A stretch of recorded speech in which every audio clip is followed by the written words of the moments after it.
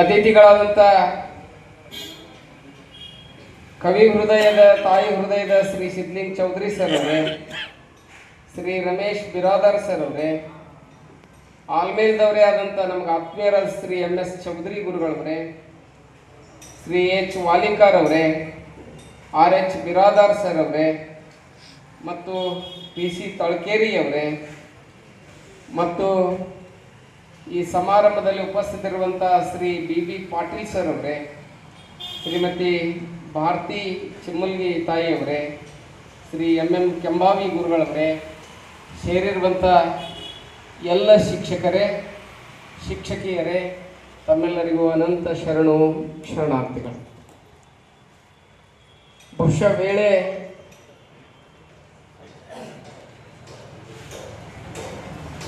ಬಹಳ ಇದೊಂದು ಸ್ಮರಣೀಯವಾದಂಥ ಕಾರ್ಯಕ್ರಮ ಅಂತ ಹೇಳಿ ನನಗನ್ನಿಸ್ತದೆ.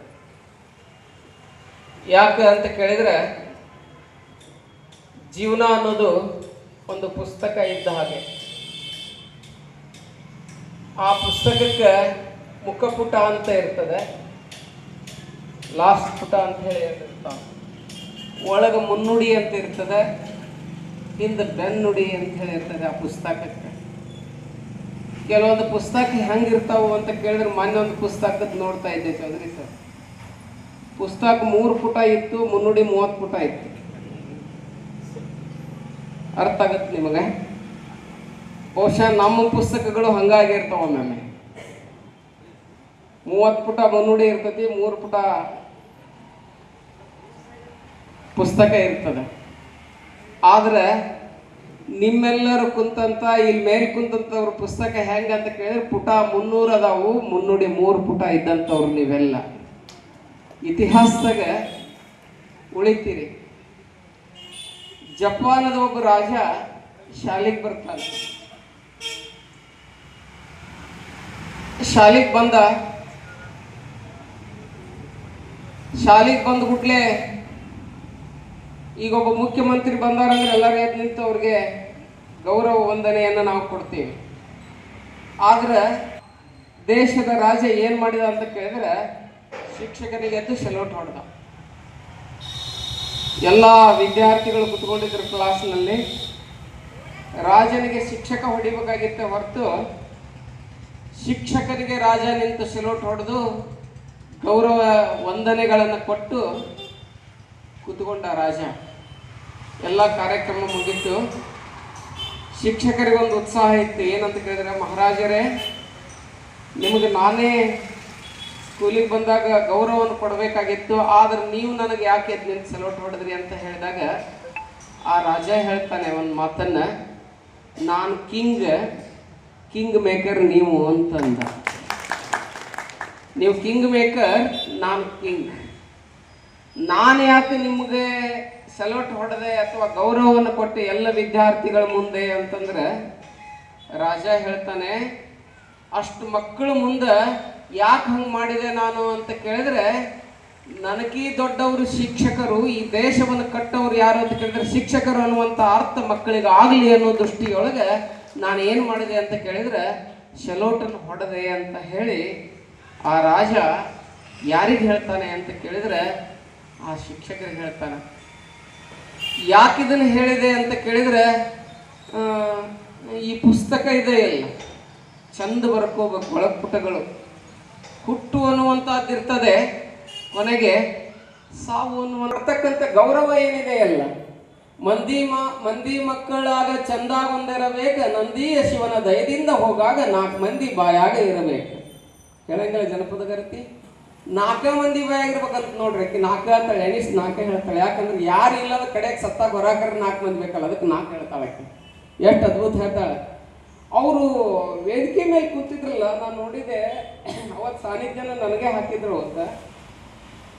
ಎಷ್ಟು ಅದ್ಭುತ ಸಮಾರಂಭವನ್ನು ಮಾಡಿದ್ರು ಅಂತ ಕೇಳಿದ್ರೆ, ಅವ್ರು 10 ಒಳಗ ಒಂದೊಂದು ಒಳಗ 3 4 ಉಂಗುರ ಹಾಕಿದ್ರು, ಬಂಗಾರದ ಉಂಗುರವನ್ನು. ನನಗೆ ಭಾಳ ಆತ್ಮೀಯರು ಅವ್ರು ಅಲ್ಲಿ ಬಂದ್ರು, ಮಠಕ್ಕೆಲ್ಲ ಬರ್ತಿದ್ರು. ಎಷ್ಟೊಂದು ಅದ್ಭುತ ಕಾರ್ಯಕ್ರಮವನ್ನು ಮಾಡಿದ್ರು ಅಂತ ಕೇಳಿದ್ರೆ, ಇವತ್ತು ನಾನು ಅವ್ರನ್ನ ನೆನೆಸ್ಕೊತೀನಿ ಇವತ್ತಿನ ಸಭೆಯೊಳಗೆ. ಯಾಕಂತ ಕೇಳಿದ್ರೆ, ರಿಸಲ್ಟ್ ಎಲ್ಲಿತ್ತು ಅಂತ ಕೇಳಿದ್ರೆ, ಅವ್ರು ಹೋಗೋ ಮುಂದೆ ಕೆಲವೊಬ್ರು ಶಿಕ್ಷಕರಂದ್ರು ಕಣ್ಣ ನೀರು ತರಾಕತ್ತಿದ್ರು. ನಿಜವಾಗ್ಲು ಬಹಳ ಅದ್ಭುತ ಕಾರ್ಯಕ್ರಮ ಆಯ್ತು. ಯಾಕೆ ಇದನ್ನು ಹೇಳಿದೆ ಅಂತ ಕೇಳಿದ್ರೆ, ಶಿಕ್ಷಕ ವೃತ್ತಿ ಅಂತ ಕೇಳಿದ್ರೆ ಇಡೀ ಎಲ್ಲ ವೃತ್ತಿಗಳಿಗೂ ದೊಡ್ಡ ವೃತ್ತಿ. ಇವತ್ತು ಭಾಳ ನೋವಾಗ್ತದೆ. ನಿಮ್ಮ ಬಗ್ಗೆ ಒಂದು ವಿಷಯವನ್ನು ಹೇಳಬೇಕು. ನಾನು ಹೇಳ್ಬೋದಲ್ಲ? ನೀವೆಲ್ಲ ಅದಿರಲ್ಲ, ಪಗಾರದ ಮ್ಯಾಲೆ ಮಾತ್ರ ಬದುಕೋರು. ಪಗಾರದಕ್ಕಿಂತ ಸಂಬಳದಕ್ಕಿಂತ ಗಿಂಬಳ ಇರಂಗಿಲ್ಲ. 30ನೇ ತಾರೀಕಿಗೆ ಸ್ಯಾಲ್ರಿ, 1ನೇ ತಾರೀಕಿಗೆ ಸಾಲ್ರಿ ಅಂತಾಳಂತ ಅಡುಗೆ ಮನೆಗೆ ಹೆಂಡ್ತಿ ಮಾಸ್ತರಿ ಅಂತ. ಹೌದಲ್ರಿ ಚೌಧರಿ ಸರ್? ಹೌದಲ್ರಿ? 30ನೇ ತಾರೀಕಿಗೆ ಸ್ಯಾಲ್ರಿ, 1ನೇ ತಾರೀಕಿಗೆ ಸಾಲ್ರಿ. ಪಗಾರ ಅಲ್ಲೇ ಹೋಗಿರ್ತೈತಿ, ಕಟ್ ಆಗಿರ್ತೈತಿ. ಮತ್ತೆ ಅದ್ರಾಗ ಒಂದಿಷ್ಟು ಏನೇನೋ ಕಟ್ ಹಾಕಿರ್ತಾವ ಅಂತ ನನಗೂ ಗೊತ್ತಿಲ್ಲ. ಯಾಕಂದ್ರೆ ಅವೆಲ್ಲ ಕಟ್ ಆಗಿ ಹೋಗಿರ್ತಾವ, ಬರೋದು ಒಂದಿಷ್ಟು ಬಂದಿರ್ತೈತಿ. ಹೆಂಡತಿ ಒಳಗೆ ಆರ್ಡರ್ ಕೊಟ್ಟ ಬಿಡ್ತಾಳ. ಯಾಕಂತ ಹೇಳ್ತೀನಿ ಅಂತ ಕೇಳಿದ್ರೆ, ನೋಡ್ರಿ ಹೆಂಗಿರ್ತತಿ ಅಂತ ಕೇಳಿದ್ರೆ ಜೀವನ ಹಂಗಿರ್ತತಿ. ಇಲ್ಲೇ ಏನು ಕರಪ್ಟ್ ಇರಂಗಿಲ್ಲ. ನಿಜವಾಗ್ಲಂತ ಕಾಯಕದಿಂದ ಬಂದಂತ ದುಡ್ಡು ಯಾರ ಕಡೆ ಇರ್ತದೆ ಅಂತ ಕೇಳಿದ್ರೆ ಶಿಕ್ಷಕನಲ್ಲಿರ್ತದೆ. ಒಬ್ಬ ಕೃಷಿಕನಲ್ಲಿರ್ತದೆ, ಒಬ್ಬ ಶಿಕ್ಷಕನಲ್ಲಿ ಬಹಳ ಶ್ರೇಷ್ಠ ದುಡ್ಡು ಯಾರ ಕಡೆ ಇರ್ತದೆ ಅಂತ ಕೇಳಿದ್ರೆ ಇಲ್ಲಿ ಕುಂತಂತ ಪುಣ್ಯಾತ್ಮರಲ್ಲಿ ಇರ್ತತಿ ಅನ್ನುವಂಥದ್ದು ನನ್ನೊಂದು ಭಾವನೆ. ಯಾಕೆ ಹೇಳ್ತೀನಿ ಅಂತ ಕೇಳಿದ್ರೆ, ಇವತ್ತು ನಿಮ್ಮ ಪರಿಸ್ಥಿತಿ ಹೆಂಗಾಗಿತ್ತು ನಿಮ್ಗೆ ಎಲ್ಲರಿಗೂ ಈಗ ಬಹುಶಃ ರಿಟೈರ್ಡ್ ಆದ ಬಳಿಕ ಇದು ಇರ್ಬೇಕು ಅನಿಸ್ತತಿ. ಏನದು ಪೆನ್ಷನ್ ಇದೆ ಕಾಣಿಸ್ತತಿ ಎಲ್ಲರಿಗೂ. ಯಾಕಂದ್ರೆ ನೀವೆಲ್ಲ ಓಲ್ಡ್ ಶಿಕ್ಷಕರದಿರಿ. ಈಗ ಬಂದಂತ ಶಿಕ್ಷಕರು ನೋಡ್ಬೇಕು, ಅವರು ರಿಟೈರ್ಡ್ ಆದ ಬಳಿಕ ನಿಮ್ಮ ಮುಖದ ಮ್ಯಾಗ ಒಂದು ಸ್ವಲ್ಪ ಇದನ್ನ ರೈತ ಹುಟ್ಟಿದ್ರೆ ರಕ್ತ ಬರ್ತೈತಿ. ಅವ್ರ ಪರಿಸ್ಥಿತಿ ಹೇಳ್ಬಾರ್ದು ಯಾರಿಗೂ. ನನಗೆ ಭಾಳ ನೋವು ಆಗ್ತೈತಿ. ಈ ದೇಶವನ್ನ ಒಮ್ಮೆ MLA ಆಗಿ ಒಂದು 5 ವರ್ಷ 3 ವರ್ಷ ಆದವ್ರು 100 ಕೋಟಿ 200 ಕೋಟಿ ಗಂಟ್ಲೆ ಗಳಿಸಿ 10 ಜನ್ಮಕ್ಕಾಗಷ್ಟು ಗಳಿಸಿರ್ತಾರೆ. ಅವ್ರು ನೋಡ್ರಿ ರಿಟೈರ್ಮೆಂಟ್ ಆಗ್ಬಿಟ್ಲೆ ಅವ್ರು ಪೆನ್ಷನ್ ಮಾಡ್ಕೊಂಡಾರ. ನಿಮ್ಗೆ ಸತ್ಯ ಹೇಳ್ತೇನೆ, ಇದನ್ನು ನಮ್ಮ ರಾಜ್ಯ ಸಂಘದ ಷಡಕ್ಷರಿ ಅವ್ರಿಗೂ ನಾನು ಇದನ್ನು ಅನ್ಬೇಕಂತ ಮಾಡಿ. ನನಗೂ ಅವ್ರು ಪರಿಚಯ ಇದ್ದಾರೆ ಷಡಕ್ಷರಿ ಅವರು. ಯಾಕೆ ಹೇಳ್ತೀನಿ ಅಂತ ಕೇಳಿದ್ರೆ, ಇವತ್ತು ಮುಖ್ಯ ಶಿಕ್ಷಕರಿಗೆ ಆಗ್ಬೇಕಾಗಿರೋದು ಅವ್ರು ರಿಟೈರ್ಮೆಂಟ್ ಆದ್ಬಿಟ್ಲೆ ಪೆನ್ಷನ್ ಈಗ ಕೊಡ್ಲೇಬೇಕದನ್ನ. ಯಾಕಂತ ಕೇಳಿದ್ರೆ ಜನ್ಮ ಸಿದ್ಧ ಹಕ್ಕದು. ಯಾಕಂತ ಕೇಳಿದ್ರೆ ಆ ರಾಜಕಾರಣಿನ ತಯಾರು ಮಾಡಿದವರು ನೀವೇ ಇರ್ತೀರಿ. ಅವ್ರು ತಾವು ರಿಟೈರ್ಮೆಂಟ್ ಆದ್ಬಿಟ್ಲೆ ಅವ್ರು ಪೆನ್ಷನ್ ಮಾಡ್ಕೊಂಡಾರ. ಈಗ ಬಂದಂತ ಶಿಕ್ಷಕರಿಗೆ ಏನಿಲ್ಲ ಅಂತ ಕೇಳಿದ್ರೆ ಪೆನ್ಷನ್ ಇಲ್ಲ. ಹೌದಲ್ರಿ? ಎಷ್ಟು ಕಷ್ಟದ ದಿನಮಾನಗಳು ಇವೆಲ್ಲ ನೆನೆಸ್ಕೊಂಡ್ರೆ. ಯಾರಿಗೆ ಟೆನ್ಷನ್ ನೀವು ಬಿಡ್ರಿ, ನೀವು ತಗೋಬೇಡ್ರಿ ಪೆನ್ಷನ್. ರಾಜಕಾರಣಿಗಳು ಯಾರಿಗೆ ಕೊಡ್ರಿ ಅಂತ ಕೇಳಿದ್ರೆ ಶಿಕ್ಷಕರು ಕೊಡ್ರಿ. ನನ್ನ ಅಭಿಪ್ರಾಯ ಇರೋದು, ನೀವು ಏನಾದರೂ ಶಿಕ್ಷಕರು ಹೋರಾಡೋದಿದ್ರೆ ಈ ದಿಶೆಯಲ್ಲಿ ಶಿಕ್ಷಕರು ಹೋರಾಡಬೇಕು ಅನ್ನುವಂಥದ್ದು ನಂದು ಒಂದಿದೆ. ಬೇಕಾದ್ರೆ ಅವತ್ತು ನೀವೇನು ಉಪವಾಸ ಕುಂತ್ಕರಿ, ನಾನು ನಿಮ್ಮ ಜೊತೆಗೆ ಉಪವಾಸ ಕುಂದಿರ್ತೇನೆ ಬೇಕಾದ್ರೆ. ಯಾಕಂತ ಕೇಳಿದ್ರೆ ನಮ್ದು ನಿಮ್ಮ ಪರವಾಗಿ ಹೋರಾಟ ಇದೆ ಬಂಧುಗಳೇ. ಅದು ಕೆಲಸ ಆಗ್ಬೇಕಾಗಿದೆ ಈ ನಾಡಿನಲ್ಲಿ. ಮೊಟ್ಟ ಮೊದಲು ರಿಟೈರ್ಡ್ ಆದ್ಬಿಟ್ಲೆ ಅವ್ರಿಗೆ ಮೊದಲು ಏನಾಗ್ಬೇಕಂತ ಕೇಳಿದ್ರೆ ಪೆನ್ಷನ್ ಆಗ್ಬೇಕು ಎಲ್ಲರಿಗೆ. ಅವರು ಯಾರೋ ಈಗ ಅಪಾಯಿಂಟ್ ಆಗಲಿ, ಒಂದು ತಿಂಗಳಿಂದಾಗಲಿ, ಅವ್ರು ಯಾರೇ ರಿಟೈರ್ಡ್ ಆಗ್ಬೇಕು ಅವ್ರಿಗೆ ಏನಾಗಬೇಕು ಪೆನ್ಷನ್. ಕೆಲವೊಬ್ಬರಿಗಂತೂ ಹೊಲ ಇರಂಗಿಲ್ಲ, ಏನೂ ಇರಂಗಿಲ್ಲ. ಕೆಲವೊಬ್ರು ಹೊಲ ಇರ್ತದೆ, ಆರಾಮ್ ಇರ್ತದೆ. ಕೆಲವೊಬ್ರು ಜೀವನ ಎಷ್ಟು ಕಷ್ಟ ಇರ್ತದೆ ಅಂತ ಕೇಳಿದ್ರೆ ಶಿಕ್ಷಕರು ನೋಡ್ಬೇಕು, ಏನೂ ಇರಂಗಿಲ್ಲ. ಅಂಥವ್ರು ಹೆಂಗೆ ಜೀವನವನ್ನು ಕಳಿಬೇಕು. ಅದಕ್ಕಾಗಿ ನಾನು ಆ ವಿಚಾರವನ್ನು ಈ ಸಂದರ್ಭದಲ್ಲಿ ಹೇಳಕ್ಕೆ ಭಾಳ ಒತ್ತಿಯಾಗಿ ಹೇಳಕ್ಕೆ ಇಷ್ಟಪಡ್ತೀನಿ. ಯಾಕೆ ಇವತ್ತು ಶಿಕ್ಷಕರ ಜೀವನ ಬಹಳ ಶ್ರೇಷ್ಠವಾಗಿರ್ತಕ್ಕಂಥದ್ದು, ಪವಿತ್ರವಾಗಿರ್ತಕ್ಕಂಥದ್ದು. ಶಿಕ್ಷಕ ಅಂತ ಕೇಳಿದ್ರೆ ನಮ್ಮ ಕರ್ನಾಟಕದ ಅಥವಾ ಭಾರತದ ಅಥವಾ ಪ್ರಪಂಚದ ಸಂಸ್ಕೃತಿಯನ್ನು ಕಟ್ಟುವಂಥ ಒಬ್ಬ ರಕ್ಷಕ ಅಂತ ಹೇಳಕ್ಕೆ ಇಷ್ಟಪಡ್ತೀನಿ ಬಂಧುಗಳೇ. ಎಷ್ಟೊಂದು ಈಗ ಕೆಲವೊಬ್ರು ಹೇಳ್ತಾ ಇದ್ರು, ಈ ಜೀವನಕ್ಕೆ ನಿವೃತ್ತಿ ಅನ್ನುವಂಥದ್ದಿದೆ. ನಿವೃತ್ತಿ ಆದ ಬಳಿಕ ನೀವೇನು ಹೆದರೋದು ಬೇಡ. ಯಾಕಂತ ಕೇಳಿದ್ರೆ ಹೋಗು ಮುಂಗ ಜೈನಿಂಗ್ ಆಗೋ ಮುಂದೆ ಎಷ್ಟು ನಕ್ಕೊಂತ ಹೋಗಿರ್ತಿರಲಿಲ್ಲ, ಬರೋ ಮುಂದೆ ಅಷ್ಟ ನಕ್ಕೊಂತ ಬರ್ರಿ. ನಾನು ಕೇಳೋದಿದ್ರೆ ಯಾಕೆ ಮಾಡಕ್ ಆಳದವು. ಇಬ್ರು ಶಿಕ್ಷಕರು ಗುಡ್ಡದ ಮೇಲೆ ಕುಂತಿದ್ರು.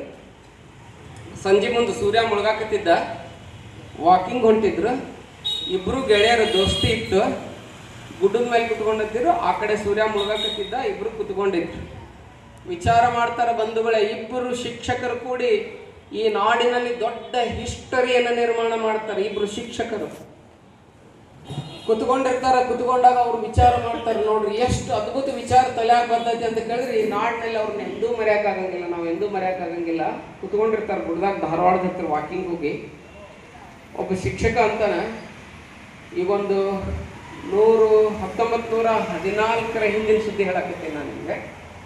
ಅಷ್ಟು ವರ್ಷದ ಹಿಂದಿಂದ ಅವ್ರು ವಿಚಾರ ಮಾಡ್ತಾರೆ, ಅಲ್ಲಪ್ಪ ಈ ದೇಶದಲ್ಲಿ ನಾಡಗೌಡರು, ದೇಶಮುಖರು, ದೇಸಾಯರು, ದೊಡ್ಡ ದೊಡ್ಡವ್ರು ಅದಾರಲ್ಲ, ಇವರೆಲ್ಲ ಪುಣೆ, ಫರ್ಗ್ಯೂಸನ್ ಕಾಲೇಜು, ದೊಡ್ಡ ದೊಡ್ಡ ಕಾಲೇಜ್ಗೆಲ್ಲ ಕಲಿಯಕ್ಕೆ ಹೋಗ್ಬಿಡ್ತಾರೆ. ಈ ನಾಡಿನಲ್ಲಿ ಬಹುಸಂಖ್ಯಾತರು ಅದೀವಲ್ಲ, ನಾವು ಶಾಲೆ ಕಲಿಯಕ್ಕೆ ಹೋಗ್ಬೇಕಂದ್ರೆ ಏನು ವ್ಯವಸ್ಥೆ ಇಲ್ಲ ನಮ್ಗೆ, ಹೆಂಗೆ ಮಾಡಬೇಕು ಅಂತ ಹೇಳಿ ಒಬ್ಬ ಶಿಕ್ಷಕ ಇನ್ನೊಬ್ಬ ಶಿಕ್ಷಕನಿಗೆ ಅಂತಾನೆ. ಅಂದ್ಬಿಟ್ಲೆ ಅವ್ರಿಬ್ಬರ ಸಂಕಲ್ಪ ಮಾಡ್ತಾರ್ರಿ. ಸರ ಕೇಳ್ರಿ, ಅವ್ರಿಬ್ರು ಸಂಕಲ್ಪ ಮಾಡ್ತಾರ ಏನಂತ ಹೇಳಿ, ಈ ನಾಡಿಗೆ ನಾವು ಏನಾದರೂ ಕೊಡುಗೆಯನ್ನ ಕೊಟ್ಟು ಹೋಗ್ಬೇಕು. ಹಂಗಾರೆ ಏನ್ ಮಾಡೋಣ?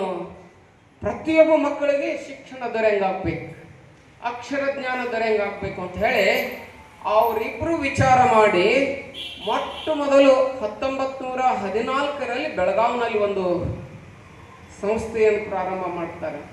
ಅದು ಹೈಸ್ಕೂಲನ್ನು ಪ್ರಾರಂಭ ಮಾಡ್ತಾರೆ.